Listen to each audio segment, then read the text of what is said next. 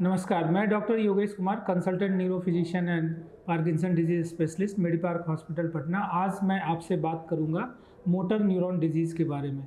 अमूमन ये थोड़ा पहले ज़्यादा उम्र वाले लोगों को होता था, लेकिन अभी देखते हैं कि ये कम उम्र में भी हो रहा है। लेकिन इसे पहचानना बहुत ज़रूरी है और बीमारी को समझना भी ज़रूरी है। इसमें होता क्या है, आप देखेंगे कि आपके किसी हाथ या पैर या आपकी उंगलियां या आपके कलाइयों, इन सब में कमजोरी आती है। ये एक साइड हो सकता है, दोनों साइड हो सकता है, या आपको बोलने में दिक्कत हो सकती है, आपके आवाज़ में लड़खड़ाहट आ सकती है, या फिर आपको खाना चबाने या निगलने में आपको दिक्कत हो सकती है। अगर आप पानी पीते हैं तो पानी बार बार आप सरक जाते हैं या आपके नाक से पानी बाहर आ जाता है। बहुत सारे पेशेंट्स तो आके इस तरह हमें बताते हैं कि पिछले 1 साल से मैं नाक से सांस नहीं ले पा रहा हूँ और मुझे मुंह से सांस लेना पड़ता है। तो अगर इस तरह की समस्याएं या लक्षण आप देखते हैं तो हो सकता है कि ये मोटर न्यूरॉन डिजीज़ हो। मोटर न्यूरॉन डिजीज़ होता क्या है?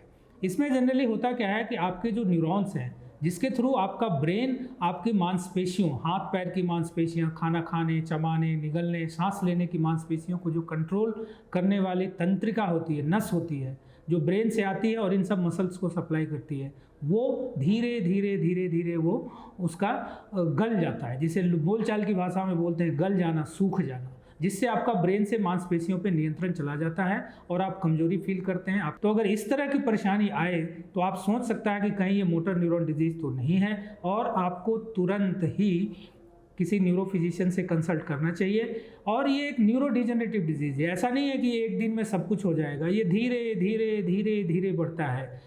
आप देखोगे कि पूरा डिजीज़ आने में कभी कभी 5 से 6 साल और कभी कभी तो 10 साल लग जाते हैं। और बहुत सारे पेशेंट्स में इतने माइल्ड वेरिएंट होते हैं कि शायद ये उनको पूरी ज़िंदगी पता भी नहीं चलता है और जीवन गुजर जाता है।